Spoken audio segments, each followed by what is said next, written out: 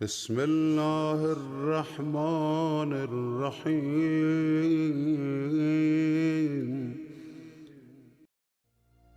اعوذ باللہ من الشیطان اللعین الرجیم بسم اللہ الرحمن الرحیم وبہ نستعین وصلی اللہ علی محمد وآل بیتہ الطاہرین اللہم صل علی محمد وآل محمد وعجل فرجہم۔ ناظرین محترم، السلام علیکم ورحمۃ اللہ تعالی وبرکاتہ۔ مختلف حوالوں سے محرم جیسی اہم ترین عبادت اور ذمہ داری کو کیسے ادا کیا جائے؟ یاد رکھیں، محرم رسم کا نام نہیں ہے، ذمہ داری کا نام ہے۔ رسم میں اور ذمہ داری میں سب سے بڑا فرق یہ ہوتا ہے کہ رسم بطور عادت ہمارے اندر گھر کر جاتی ہے اور ہم کبھی اپنے آپ کو اس سے الگ نہیں کر پاتے۔ ذمہ داریاں مختلف حیثیتوں سے مختلف عنوان کے ساتھ میں آتی ہیں۔ کبھی گھر میں بیٹھنا ذمہ داری ہوتا ہے، کبھی گھر سے باہر نکلنا ذمہ داری ہوتا ہے، کبھی آفس میں جانا ذمہ داری ہوتا ہے، کبھی آفس میں نہ جانا ذمہ داری ہوتا ہے،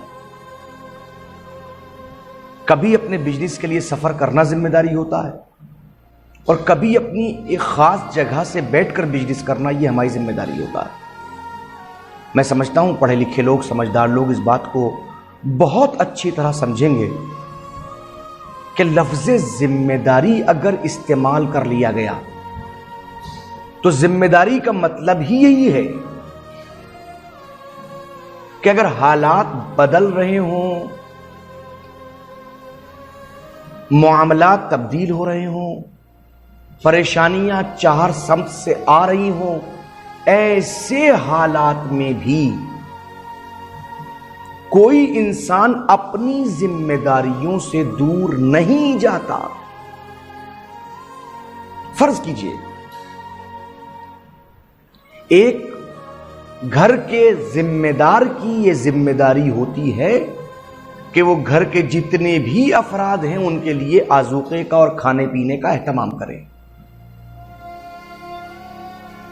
وہ آفس جاتا تو اس لیے تاکہ رزق حلال کھائے، وہ اپنے بزنس کے لیے سفر کرتا تو اس لیے تاکہ وہ رزق حلال میسر کرے، وہ مسلسل مشقت صعوبت برداشت کرتا ہے تو اس لیے تاکہ اپنے گھر والوں کے لیے اچھی زندگی کا سامان فراہم کرے۔ تو ظاہر ہے میں آپ لوگوں سے مخاطب ہو کے صرف اتنا کہنا چاہتا ہوں، مجھے اتنا بتائیے کہ کل تک آفس جانے والا، کل تک اپنی شاپ پہ جانے والا، کل تک اپنے ورک شاپ پہ جانے والا، کل تک اور جگہ پہ جانے والا انسان اگر وہاں جا رہا تھا تو جب سے لاک ڈاؤن شروع ہوا ہے اور تب سے یہ وبا پھیلی ہے، اس وقت سے وہ کیا بالکل گھر میں بیٹھ گیا ہے؟ اس نے اپنے گھر کے افراد کے کھانے کا، پینے کا، زندگی کا کوئی اہتمام نہیں کیا؟ یقیناً کیا، مگر اس کے اس انتظام کی کیفیتیں تبدیل ہوئی ہیں۔ مرحلہ وہیں پر ہے، وہ انسان اپنی پوری زندگی کو اور اپنی پوری کیفیت کو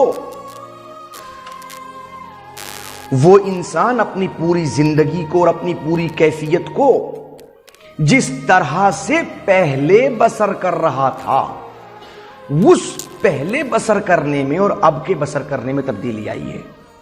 وگرنہ اگر آپ بہت باریکی سے دیکھیں گے تو کل وہ آفس جا کے اہتمام کر رہا تھا، آج آفس نہ جا کے اہتمام کر رہا ہے، ورک فرام ہوم کر رہا ہے، مثلا کچھ بھی کام کر رہا ہے۔ وہی مسئلہ یہاں پر بھی ہے۔ اگر آپ نے عزاداری کو ایک رسم سمجھا ہے تو ان تمام چیزوں کے محتاج رہیں گے جن چیزوں کے لیے آج آپ کا دماغ پریشان ہے۔ لیکن میرے عزیزوں، میرے دوستوں، میرے بھائیوں، میری بہنوں، اس بات کو دماغ میں رکھ لیجئے کہ عزاداری رسم کا نام نہیں ہے، ذمہ داری کا نام ہے۔ عزاداری وہ ایسا عمل ہے جس کے لیے ہمیں خلق کیا گیا ہے۔ آپ کو خلق کیا گیا ہے، اس لیے کہ ایک درد بھری ماں نے اپنے باپ سے یہی تو پوچھا تھا، بابا میرے لال پر روئے گا کون؟ بابا میرے لال پہ گریا کون کرے گا؟ شہزادی اولیاء مقام نے بڑی معذرت کے ساتھ میں کہنا چاہتا ہوں، یہ نہیں کہا تھا کہ میرے لال پہ مجلسیں کون قائم کرے گا۔ میں عمومی طور پر بڑی معذرت کے ساتھ اس لفظ کا استعمال کر رہا ہوں، ورنہ مقصد مجلس بہت بلند و بالا ہے، ہم تو کچھ بھی نہیں ہے، خاک کے پتلے ہیں۔